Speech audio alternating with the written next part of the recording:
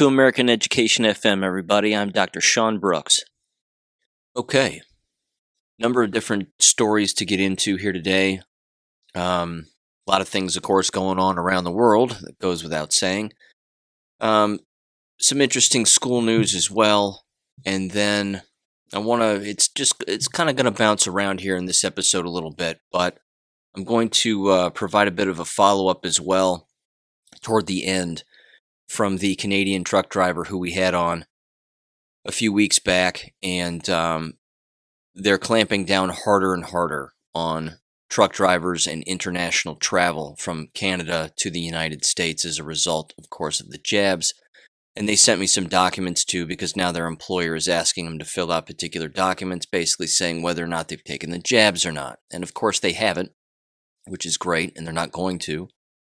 But she sent me some information there, and I'm going to just read that toward the end. There's also a little interesting hit piece that was written about me a couple of weeks back that I rather accidentally stumbled upon. I decided to use Google for the first time in, I don't know, maybe 6 years or so. Perhaps a little less than that, but I never used Google as a search engine. And I decided to just Google my name for the first time, and I don't know when. Again, I don't search my own name on the internet, but I did come across a local hit piece from an online news outlet, quote unquote. It's basically a left-wing propaganda rag for the most part. In fact, that's exactly what it is. But I'm going to read from that article as well, because it's rather, it's beyond embarrassing. And it was, in fact, written by a female high school senior in the local high school here, which is even more funny. But first, I wanted to get into this briefly. Fortunately, the fake Biden administration in federal court got shot down regarding their employee mandate for individuals to receive the jabs. And it was, I think, businesses that had both over 100 and under 100, but particular over 100 people, that forcing these employers to basically jab all of their employees, or else they get fired or they get fined, or all of that business. I have the actual the legal document here, and I just want to read one particular paragraph, which I think is really, really well written, and it basically just highlights this entire charade for the most part. But it says this on page 20, under Section D of the Fifth Circuit Court filing, regarding, again, the stance on OSHA and how they aren't going to be able to enforce this whatsoever. In fact, it's a permanent stay, which is great. It says the following, quote, "For similar reasons, a stay is firmly in the public interest. From economic uncertainty to workforce strife, the mere specter of the mandate has contributed to untold economic upheaval in recent months. Of course, the principles at stake when it comes to the mandate are not reducible to dollars and cents. The public interest is also served by maintaining our constitutional structure and maintaining the liberty of individuals to make intensely personal decisions according to their own convictions, even or perhaps particularly when those decisions frustrate government officials."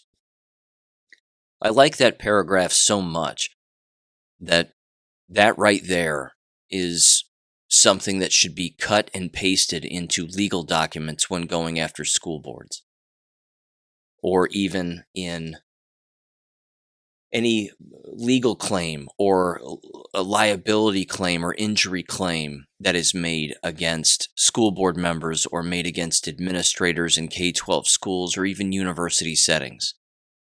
Because again, it right there says in a formal legal document from judges that we, of course, the people, have the right of liberty and freedom over our own bodies regarding our own health.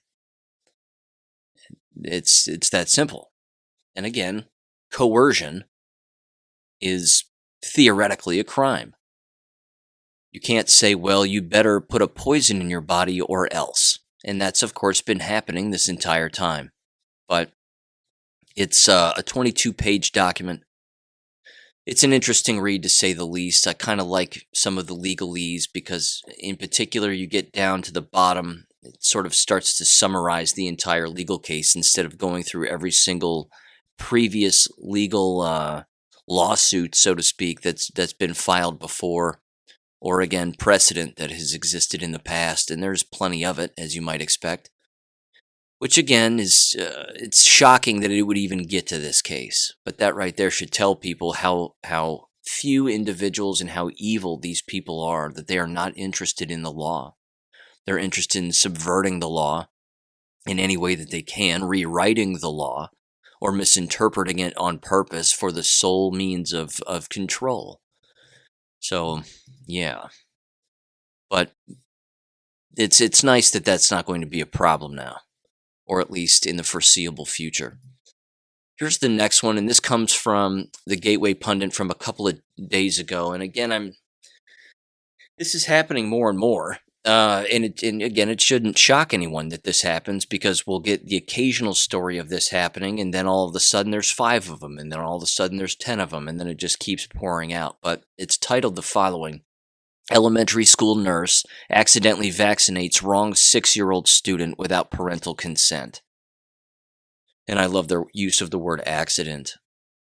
Again, why any nurse is administering any shot of any kind on school grounds is beyond me. This has got to be against the law in the future. In the new society that's being built, this kind of action has got to be against the law. We cannot have individuals receiving drugs, or these vaccines or poisons or whatever you want to call them, on school grounds. I mean, think about that for a minute. You can't even carry a gun on school grounds legally, even if you have a concealed carry permit, or the gun is locked away in your glove box of your automobile. But you can dish out all of this, and then again potentially kill students in the process. It's just awful. But again, there's got to be some laws that keep this from happening nationwide. It says the following, quote, a nurse working for the Calvert County Health Department gave a student at Dowell Elementary School in Lusby, Maryland, a COVID-19 vaccine without consent from the student's parents. This comes from 100% Fed Up. It says, the student was 6 years old and did not have consent from their parents, even after the child told the nurse they weren't supposed to get the vaccine. The student was still given the jab. According to ABC 7 News, the 6-year-old was mistaken for a different student who shared the same name. A medical mix-up like this could have perilous consequences, but fortunately the child is reportedly okay following this accidental vaccination. No, they're not going to be okay. That's the thing. They're not going to be. And the parents should sue the ever-living shit out of that entire school, and the district, and the nurse personally, and countless other individuals. And that's a big payday right there. Even if the child, again, at face value seems fine right this second, I'm sorry, it's not going to get better for them over the course of time. It continues, it says, this is not the only case of a child being accidentally or incorrectly vaccinated. For example, in early November, 112 kids were given the wrong dose of the COVID vaccine in Loudoun County, Virginia. Soon after, 3 kids in the same county received the wrong vaccine dose again. See, it really is the school boards that have to be the ones that put an end to this in all localities. They're the ones that can have the say. They can say, look, we're no longer administering flu shots on our property. We're no longer doing blood donations on our property. We're no longer doing jab buses on our property. You would think that with the, I don't want to use the word power, but the elected influence, if you will, and the responsibility, that they would know what their oaths of office are. You would think that. You would think that the moment that they took the oath of office as school board members, that they would know the laws that they have to follow. Because as I've mentioned before, the laws that they have to follow exceed the average citizens. Yes, there are laws that we have to follow, but we don't have to follow the laws that they have. They have way more. The moment they put their hand on a Bible, or probably in their case, oh, I don't know, some other satanic book of some kind, and there are many I could mention, but the moment that they do that, they are responsible for endless codes, both state and federal. And you would think, again, that they would do whatever they could to make sure that they were distancing themselves from any and all possible liability as a result of inoculating minors on their property, or having, again, blood donation vans on their property, or jab buses on their property. You would think they would just say, no, we're not doing any of that. The only thing that's going to exist here are books, paper, pencils, the occasional computer perhaps, and students and teachers. That's it. We're not administering drugs. We're not pulling blood from people. Again, somewhere along the line, and I know it's a long time ago, but schools just became full-blown factories of outside influence. And it's as if they have forgotten that their job is to not do these things. Again, you can see it in lots of different lines of work. I mean, McDonald's, for God's sakes. You go to a McDonald's, you can get free McNuggets if you get a jab. Think about that. Think of the overlapping of different professions, so to speak. It's beyond blatant, I think. And it's beyond ridiculous. And it's already gotten people killed, and it's going to continue to do so as long as they continue to associate with such outside influence. Here's the next one. And this one, again, was interesting, and it kind of leads into some other things here that sort of carry out the rest of this episode. But last week, there was a story again out of Scottsdale Unified School District regarding their board president doxing parents and driving around on his motorcycle and taking video footage of parents' license plates for the purpose of doxing them in the future and sicking the dogs on them and whatever else. Figuring out, again, where they live, and then, I don't know, I'm speculating, but vandalizing or smearing them online, or, again, just sharing their home address online with endless individuals. The board president's name is Mark Greenberg, if I'm saying that right. Oh, I'm sorry, here we go. Jan Michael Greenberg. So his behavior shouldn't shock anyone, number one. School boards do this to people because Marxists do this to people. This is a classic Bolshevik tactic, dating back again to the early 1900s in the time of Vladimir Lenin. The Bolsheviks would do this very thing. They would meet up. They would say, we need to identify these individuals, and then we need to smear them. We need to vandalize their property, find out where they work, harass them at their workplace, lie to their boss about them, and XYZ. And it just goes down the list.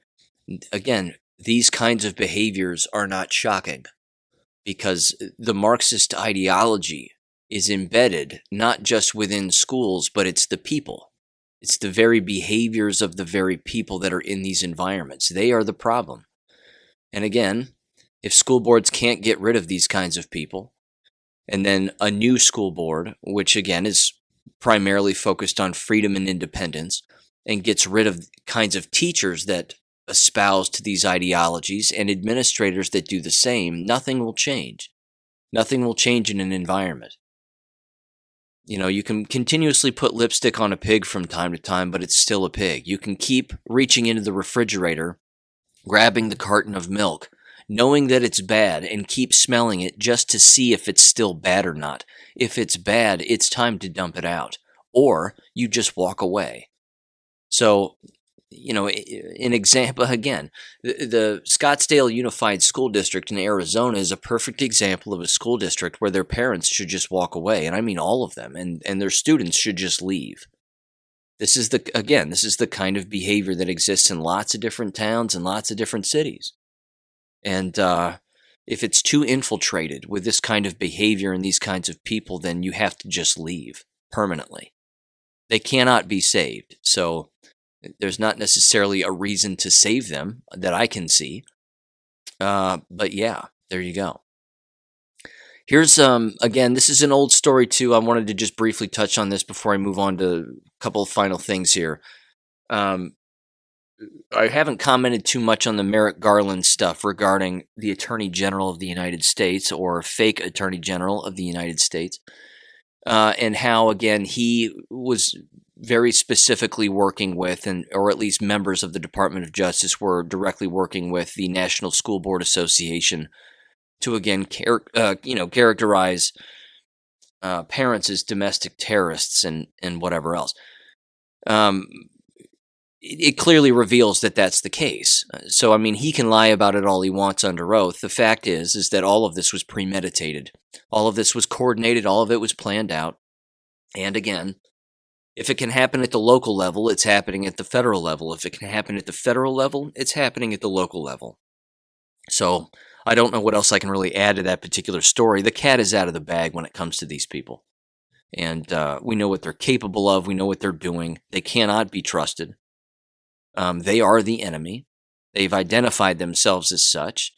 And again, anything that they touch or anything that they move close to, we should just simply move away from it. Which again is why I just don't think that K12 schools by and large can be saved.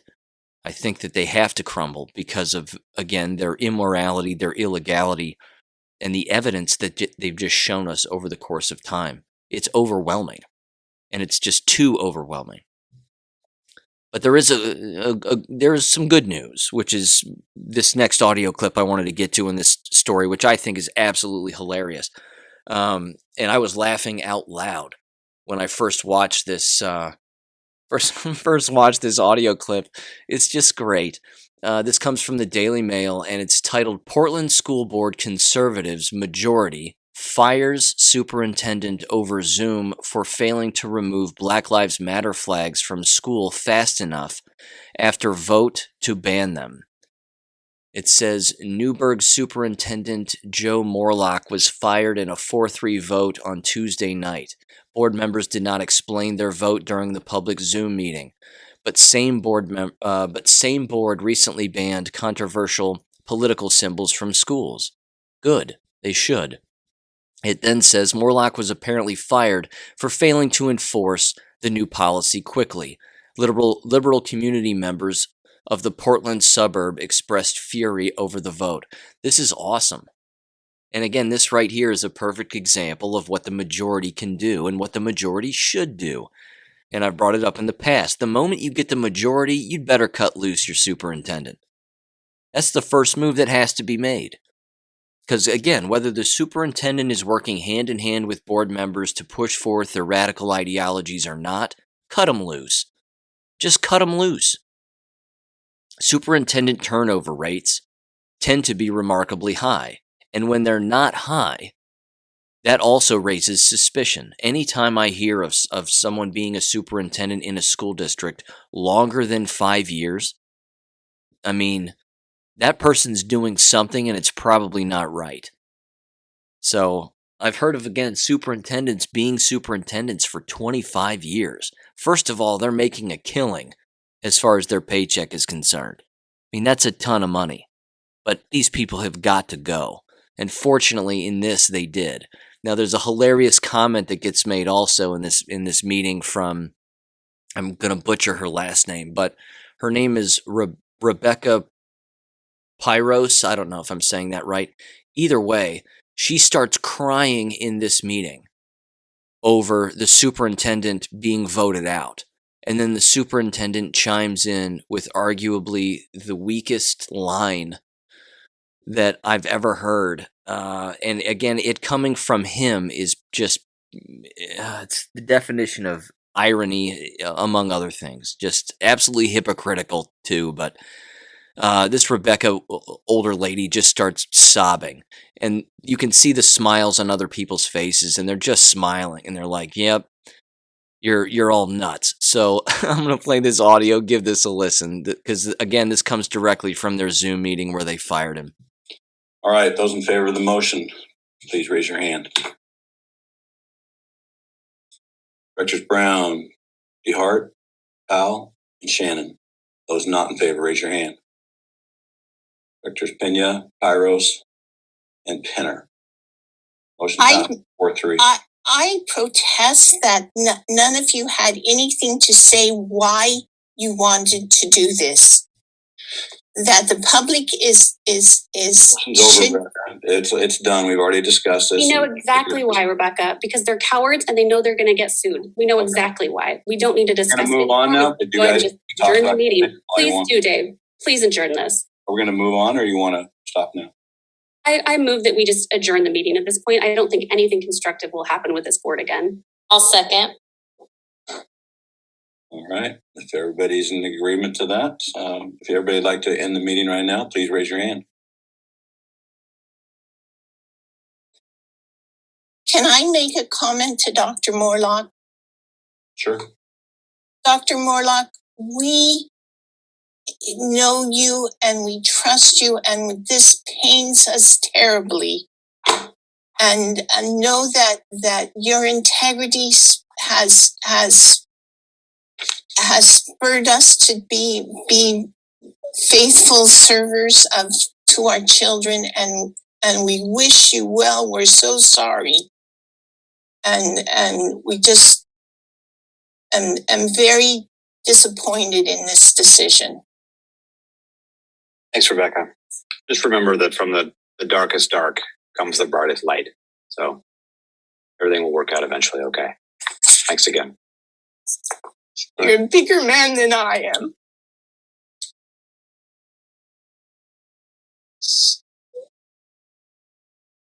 All right, meeting is adjourned. I love it. I'm so sorry. I just love it. I think it's great. You're a bigger man than I am. Well, of course. He is a man, and you're a woman. He's always going to be a bigger man than you.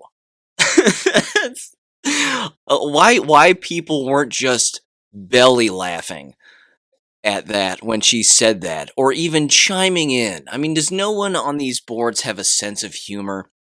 None of them. They're all just robots. Even the conservatives, I'd have been like, wait a minute.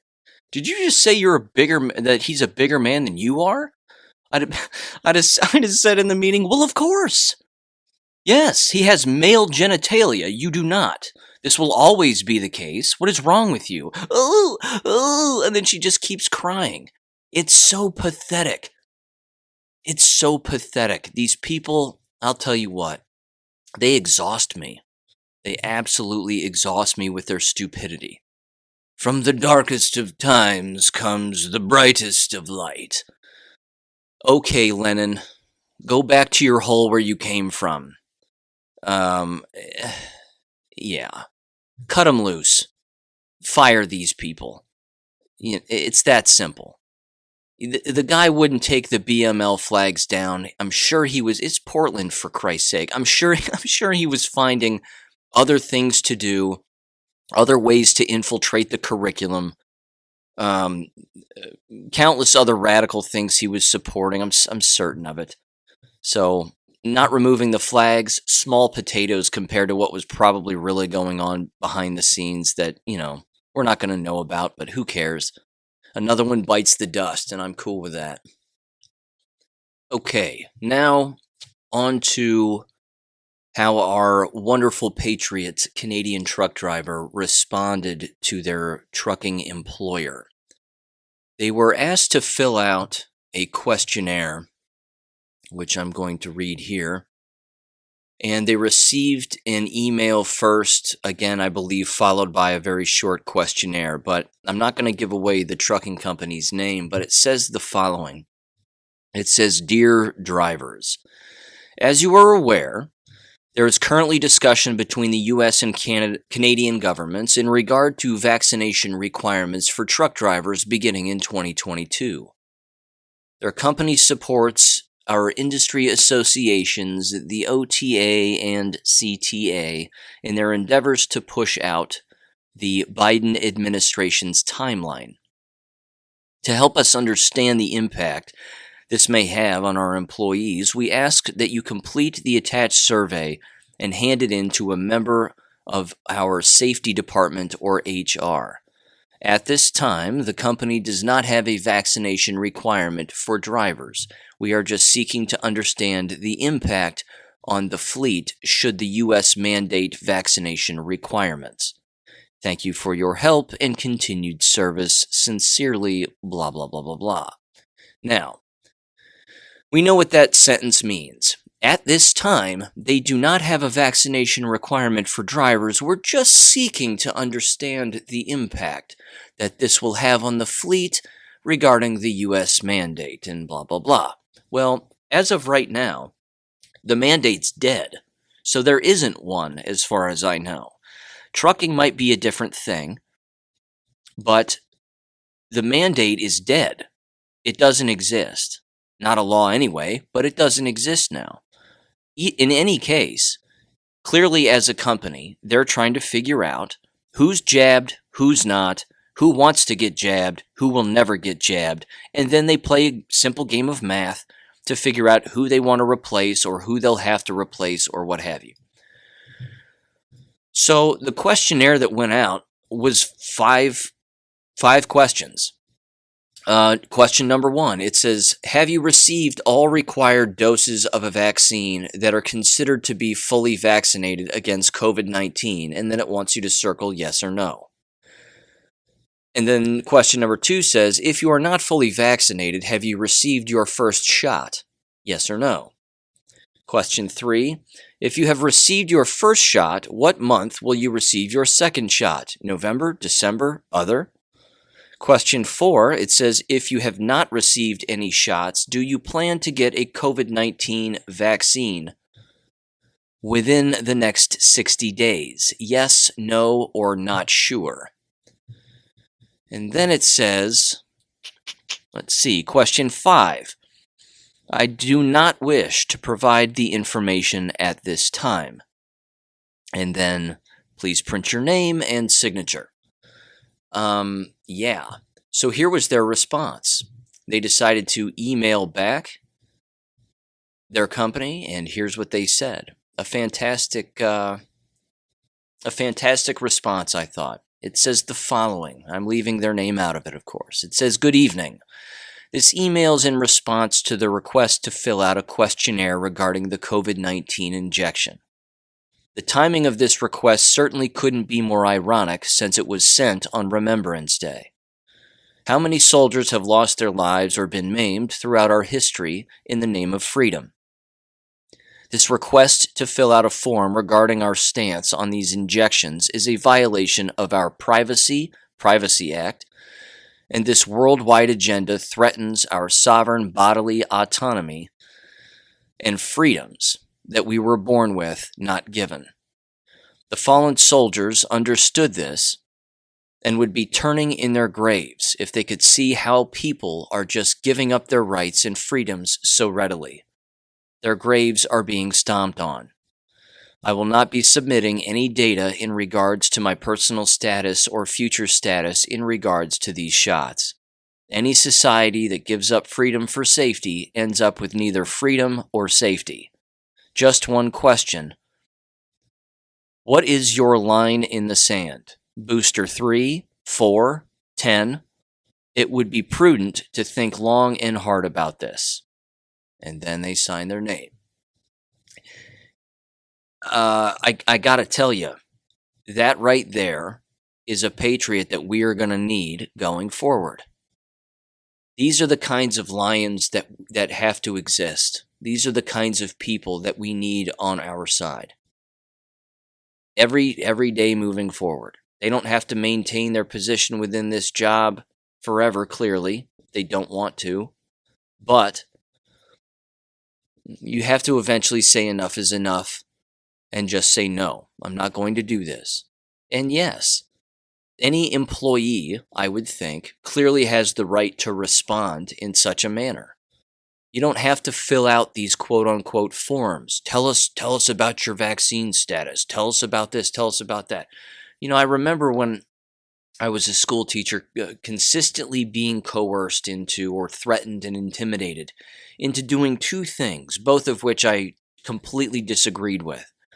One of them I ended up going through with because I wanted to ultimately see what the process was. I just wanted to see the process. And it turned out, it was an awful process. But it had to do with, number one, would I ever join the union? Because again, when you're a school teacher, the administrators know who is a member of a union, a teachers union, and who is not. In particular, the local district union. They know. They have a list of the names of the people that are or are not a part of the union. And so almost on a yearly basis, I would have either a counselor or a fellow coworker come by my room, walk into my room uninvited, and simply say, "Are you a member of the union?" And I'd say, "No, not going to be." "Well, I tell you what, you'd better be, because if something bad happens," that's always the line. "Well, if something bad happens." And I just kept saying, I'm not a coal miner. I'm not a coal miner. There are laws that everybody has to follow. I know what those are. I've read my contract. I know what's in it. The fact is that everybody has laws to follow, and unions are simply there to cover up illegality. That's what it's there for. It's there to keep it, quote unquote, in-house.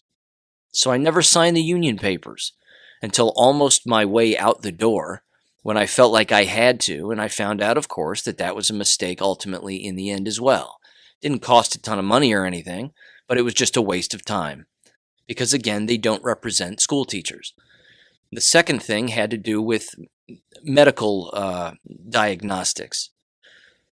They started to threaten workers by telling them that an extra $25 would be coming out of their monthly paycheck if they didn't go to the district's county doctor's office, or whatever it was, medical office, and step on the scale that every human being, regardless of size, shape, age, whatever, has stood on. It was remarkably inaccurate. I think at one point it said I weighed 170 pounds. At the time, I was probably 139, 144 pounds soaking wet.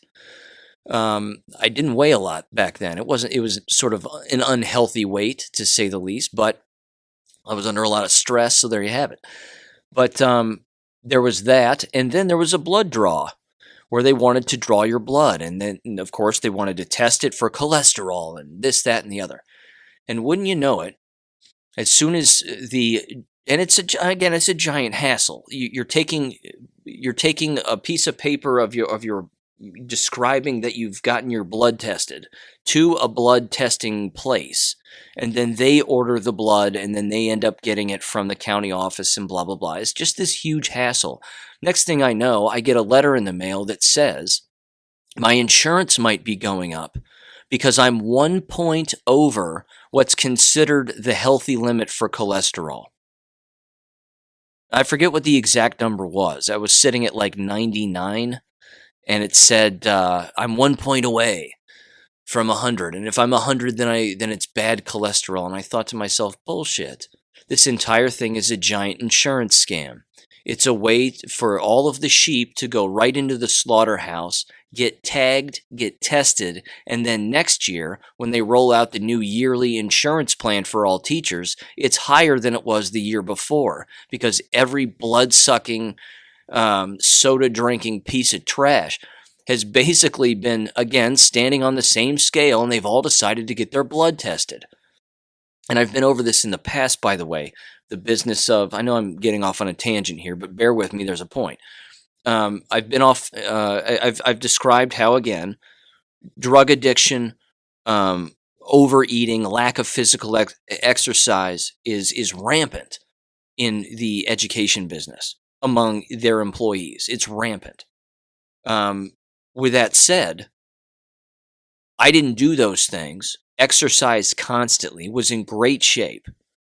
But I'm the one who's having to pay for it now because Mr. and Miss So-and-so down the line can't keep their hands out of a bag of chips. That's where I went through the process, and it was a learning process, to say the least, because here I am a decade and a half later describing it to you. So that right there again should prove to everybody that all of these mandates, regardless of the line of work that a person is in, is remarkably destructive because it's just another wave that's eroding the coast of freedom. It's just hitting that coast and then pulling more freedom out to sea. And then it rolls up again and hits it, and then it just pulls more back. It's just one step forward, and you just start losing land one step at a time. But this Canadian truck driver, bless her heart, has basically just said, fuck it. I'm not doing any of this, and I don't care what you think. It's not happening. That right there again is the kind of person that we need going forward in the world. Not the people that say, thank you, sir, may I have another. Yes, I'll fill out all your mandates. Thank you, sir, may I have another. No, those people won't be around much longer. But people like this, they will be. So God bless them, and I thank them for listening and being on the podcast and sending me more and more information. They know who they are, and I love them dearly. Okay, here's the last thing, and this is also a bit of a comedy piece to lighten things up slightly. This was the hit piece that was written about me from a high school senior in the local high school here in an awful publication online called the Oxford Observer, oxfordobserver.org. There is nothing objective about this publication, not a single thing. And it doesn't matter that this was just written by a high schooler, a high school senior. There are adults that work here and write. And they're awful. I mean, their writing skills are terrible. They clearly don't think clearly. It's evident in their writing, and it's completely slanted. These people just have no objectivity whatsoever, none. They all live in an echo chamber, and what they don't seem to understand and won't understand is that echo chambers are deadly, and echo chambers get people killed.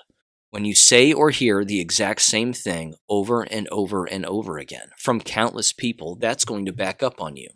So, here's the article. I'm going to read it, provide some commentary, and I find it to be rather funny. This was written on October 29th. I'm not going to mention the high school student's name. I could probably even drive to the school, knock on the door, and ask to speak with this individual and give them, a polite lesson in what journalism actually is, because they lie about me throughout this entire thing, even when it comes to the most basic of things. But I'll get into that here as I read. It is titled, I'm not kidding, Science Battles False Information on COVID-19. This is written on October 29th.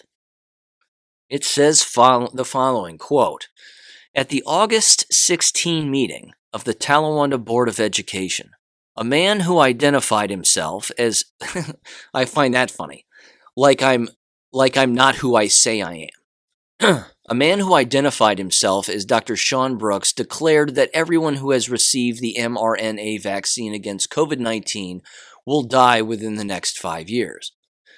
Brooks says he has a doctorate degree, has studied health medicine and anatomy for 21 years, and has published 23 books. He also made false claims that people who have been vaccinated for COVID-19 are now sterile, suffering from blood clotting, and have dramatically decreased immune systems. Let me go over that paragraph again. What's interesting is the combination, it's not even a paragraph, it's 2 sentences.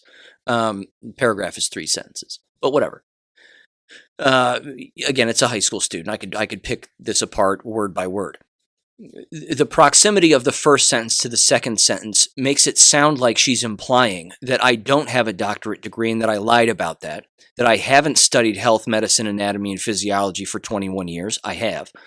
And that I haven't published 23 books. I have published 23 books. I believe at least 8 of them are in my own name, and the rest are with the title anonymous. And I've been over that book series before, and a couple of anonymous books that I've written in the past. Again, that's not new. But they didn't do their due diligence because, again, these people hate due diligence because it requires thinking, which is something that they can't do either. And it requires work. If anybody was ever interested in finding out information about a person, okay, what a person has done, where a person is, whatever.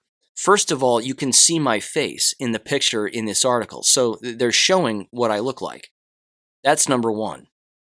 Number two, I don't have to have my face associated with every piece of work that I do, but people don't know how to use, or think to use, I should say even, the search bars that exist on numerous browsers. It's not just Google search bar that you use to find information. If a person gets on Amazon and types in my name, things are going to pop up. You type in my name on DuckDuckGo, different things are going to pop up.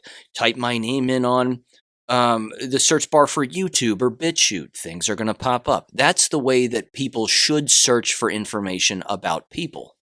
And if you end up hitting dead end after dead end after dead end, and it turns out that the picture and the person's description of what they're saying doesn't match up with what you're finding, then it's probably not that person.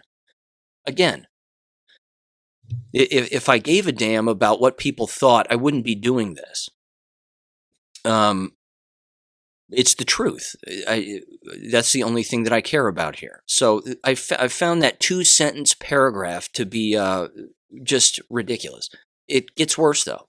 The next one says the following, quote, "A day later, Oxford resident Dana Dunnigan, I think, spoke against COVID-19 mandates at an Oxford City Council meeting." Now, this is interesting because then, of course, they're lumping me with this other woman who doesn't like the mandates either, and basically painting both of us as being lunatics. I think it's hilarious. I thought this was a comedy piece when I first read it. They were quoted apparently as saying the following, this Dana gal, quote, "This vaccine has not been out there very long, so I applaud the people with wisdom who are saying, I'm going to wait and see," she said. "I don't want to put something in my body when I don't know what will happen," unquote. Dunnigan added that she is a licensed physical therapist in Ohio, and that during training she was taught protective equipment such as masks are more for one's own safety than for others. "I would implore you, please don't take away my freedom," quote unquote, she said. Now, this is a very well-intended person, this Dana Dunnigan. I have nothing against her, except for that last quote, if she in fact said it. If she said to the city council, "I would implore you, please don't take away my freedom," that person is lost. They're lost because no government ever gets to take away your freedom because they didn't give it to you in the first place. God can snatch it from you, I suppose, but God gave us freedom. It's ours always. Always. We never lose it. And you don't look at a tyrannical board of Marxists ever and say the word please. You never do that. Ever. What you say is you say, "Make me." That's the only thing that needs to be said to these kinds of people. Make me. Make me wear a mask. Make me take a jab. Make me. That's it. But a person, again, who says, "I would implore you, quote, please don't take away my freedom," you've already lost it then. You've already given it up. If you're actually saying that out loud, you've already given it up, and they're smiling and smirking behind their mask because they know that they've got you already. It continues here, quote, "Brooks's claims about the vaccine are false," which, by the way, I should preface this. There's not a single reference in this entire article justifying the author's point of view on anything. Not one. Okay, sorry. I'll start over. "Brooks's claims about the vaccine are false. There have been no mass death reports connected to vaccination rates. Experts assure infertility isn't a side effect of the vaccine. The mRNA vaccine has not been linked to blood clotting. The vaccines work to improve the body's immune system, not tear it down." Every line of that is false. And again, please learn how to write. you don't indent down unless it's usually after 3 sentences. You try to keep it a paragraph to be 3 sentences, not a line. You're just making a statement, and your statement is filled with garbage. Not a single line of that is true. Efforts to reach Brooks, this was great too, I thought, and I laughed out loud at this one. Efforts to reach Brooks for comment on his story were unsuccessful. Although he claimed to be from Oxford, he is not listed as a member of Miami University's faculty, and no local address could be found for him. First of all, they never reached out to me. Not over email, not over phone, never left a message, nothing. Not once. I didn't even get a letter. Nothing. So that's a lie. So this person, again, is delusional and a liar. They're probably double jabbed anyway, so it's all downhill from here. The next line, although he claimed to be from Oxford, he's not listed as a member of Miami University's faculty. First of all, you can live in this town, have a PhD, and not work at the university. That's what I do. I'm not employed by the university. I wouldn't want to be. The place is it's a shithole. Faculty and no local address could be found for him. If you can't find the address of a person by simply looking up their name on the internet, then you're an idiot. And again, it's a broad statement here. Sorry for the name calling, but the fact is that you have the search skills of a first grader. Anybody can find the address of anybody online. So this business of we're going to dox you, look, it's not tough. It's not tough to find. It's just not tough. Not tough to find someone's address. It continues. Dunnigan may have personal reasons for caution, but experts have proven through rigorous testing and clinical trials that mRNA vaccines are safe. Sweetheart, there were no clinical trials. There weren't any. These vaccines instruct cells to produce a harmless piece of spike protein from the coronavirus. Who wrote this? Did the CEO of Pfizer write this? It's hilarious. Not a line of this is true. Not one. These vaccines instruct cells to produce a harmless piece of spike protein from the coronavirus, which then will trigger an immune response that teaches the body how to prevent further infection. Through mRNA vaccines, though mRNA vaccines are newly available to the public, researchers have already studied them for decades for diseases such as flu, Zika, and rabies. Good Lord.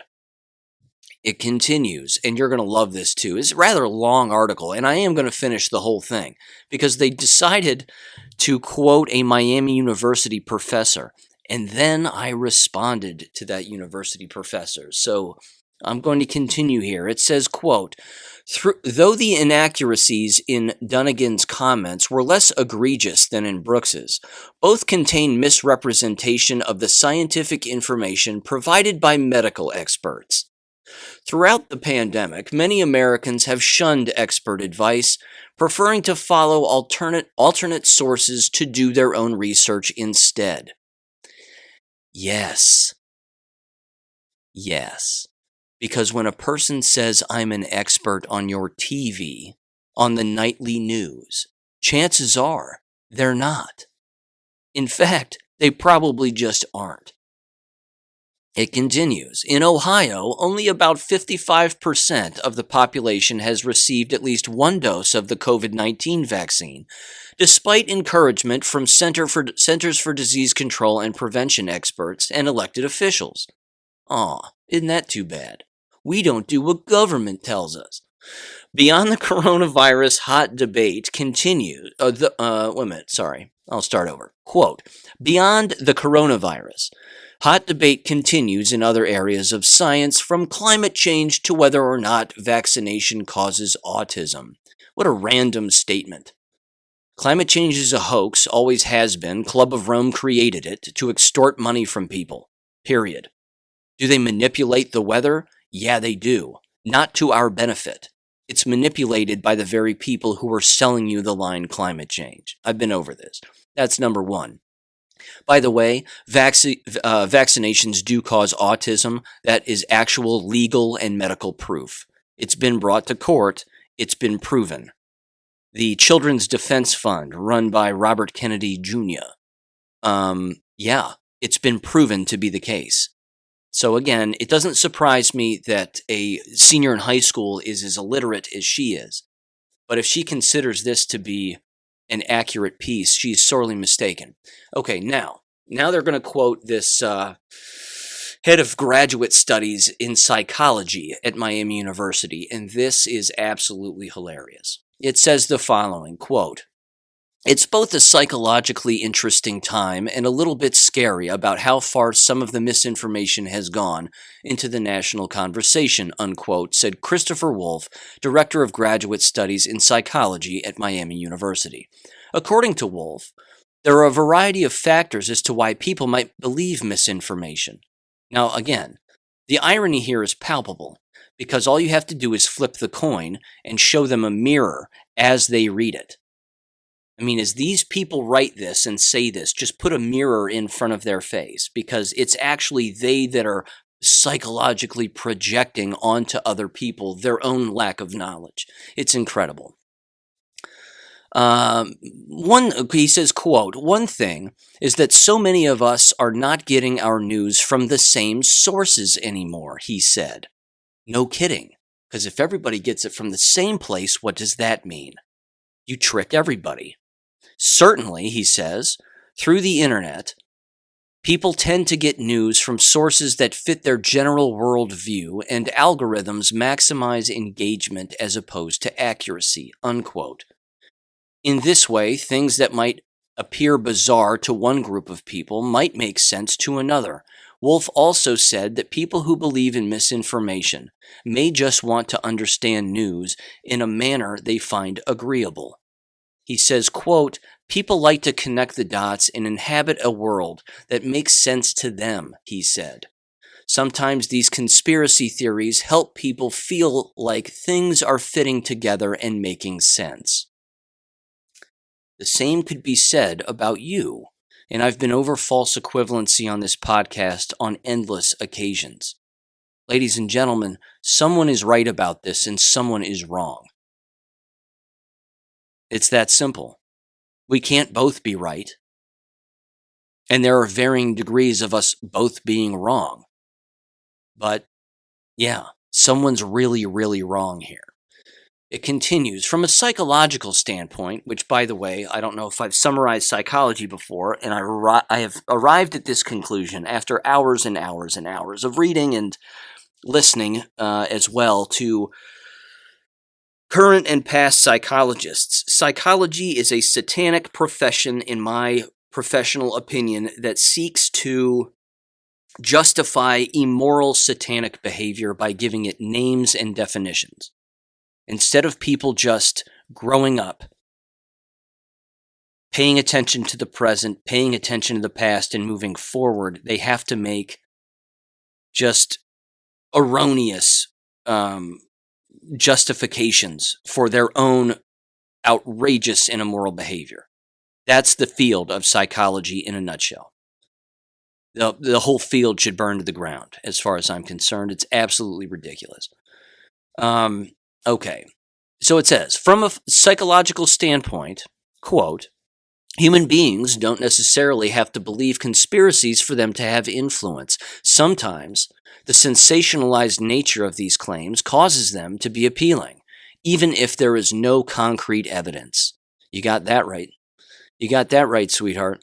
It continues, quote, A third reason," Wolf said, "is domain-specific knowledge from the standpoint of cognitive psychology. This helps explain why some educated adults and even healthcare professionals may believe false information." Quote, "You could have a very reasonable scientific understanding about, for example, things in your garden and what makes plants grow, but still have misconceptions about global warming or how greenhouse gases work," he said. "There are certain places where we have blinders on for what our own weaknesses are," unquote. Convincing someone of the right facts takes dialogue, patience, and listening.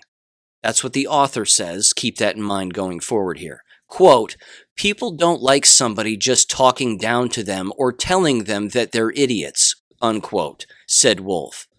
If you know the facts, it's easy to get frustrated at people who don't, but it's counterproductive to dialogue. I'm gonna tell you what I did here at the end of this article. Trust me, it continues, but whatever. I don't know. I'll continue here. I'll try to read it a little faster. It says the following: the internet environment only makes it hard for these civil conversations to be held. A group of scientists at Georgetown University did research with online trolls and vaccination content and found half their stuff was actually considered pro-vaccine, he said. However, this content diminished the fears of parents who had concerns about vaccines instead of actually addressing and assuring them. You see, they're not interested in the facts, they're interested in convincing you that they're right. That's what these people are interested in. They just want to tell you that you're wrong and then do whatever they have to do to convince you that they're right. I'm not interested in convincing anybody I'm right. I'm not interested in that. I'm interested in people thinking for themselves. What I find funny about this article and any hit piece that's been written about me is they refuse to go through what I said line by line, and actually find it where it says that doesn't happen, without again pointing at their television or referencing Tony Fauci. It says, quote, online, you also have to be willing to call people out and say, I don't think that's true, or ask them for a source, Wolf added. But that's not that fun. People go to the internet for fun.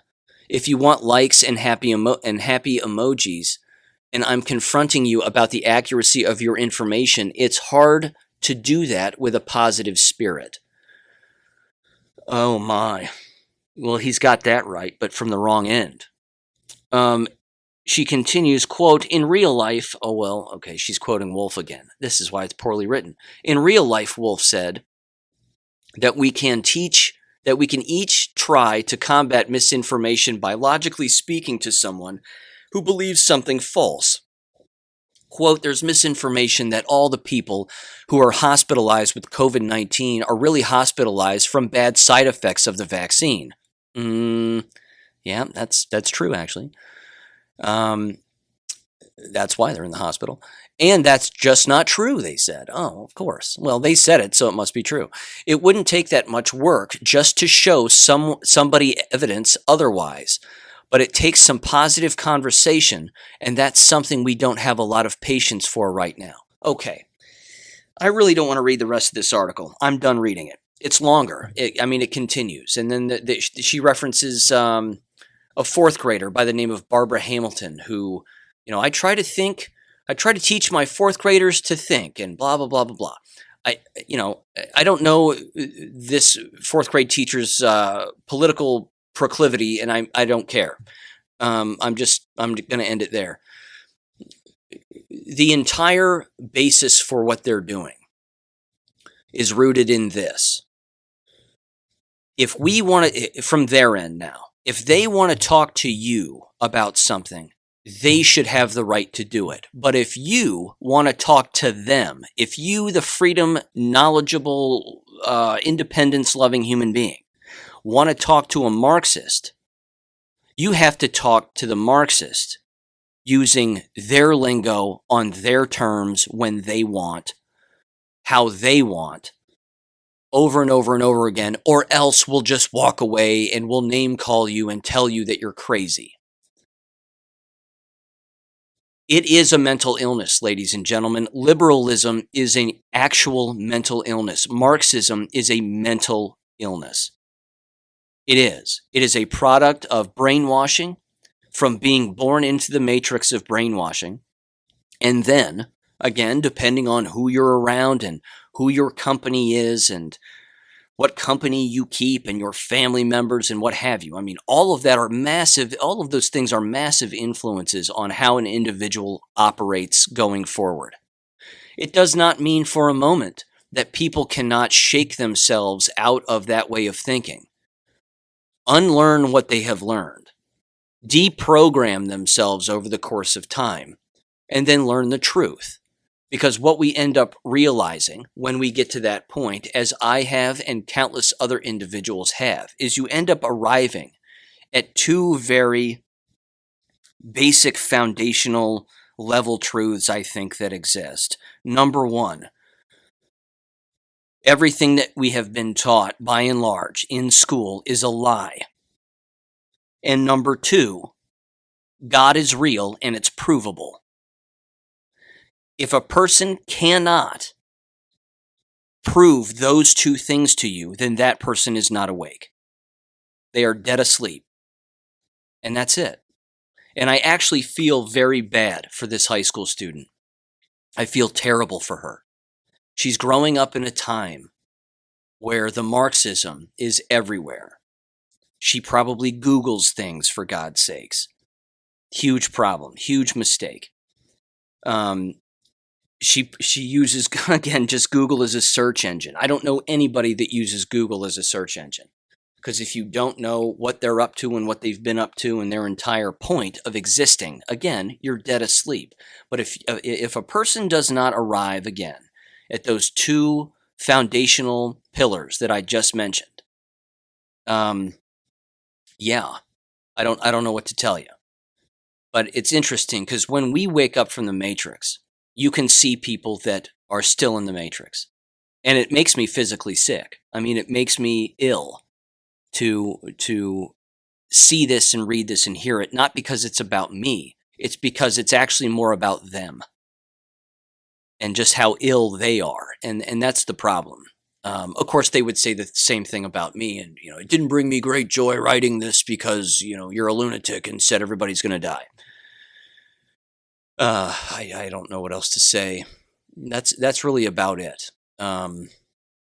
So here's what I did, because I'm a nice guy and I'm taking them up on their offer, of which, of course, is a total bluff and a complete pump fake. There's no way that they actually mean what they say, and I know that, which is why I did the following. I emailed this professor, Dr. Christopher Wolf. He lives in the same town as me, for God's sake.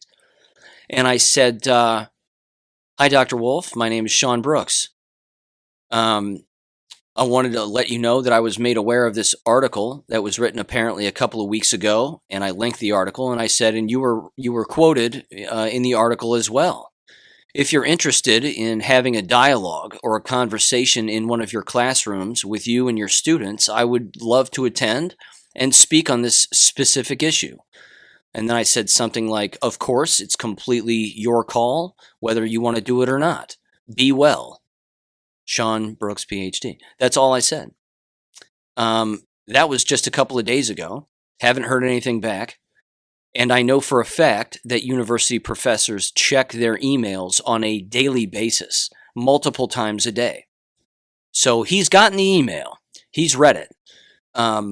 Whether he invites me into his class or not is another matter, but I sure hope he does, because that would be interesting. And I don't need any notes, and I don't need to go in with anything written down. I'll just show up, and I'll just talk to them, or answer their questions, or whatever. And, I mean, yeah, I'd be pretty straightforward with it, and let's see if they actually want to engage in their so-called dialogue that they think is so important. So, I bet they won't. My money's on no. But who knows? I've been fooled in the past. With that said, ladies and gentlemen, buckle up. This week is going to get interesting. I have a feeling you might hear about me later this week again. Time will tell. But I'll keep you in the loop as best I can, probably after it happens. And yeah, with that said, I'll talk to you on Wednesday. And Wednesday will be a good episode. I'm certain of it. Thank you for listening to American Education FM. Make sure and check out AmericanEducationFM.com for more information. Take care and God bless.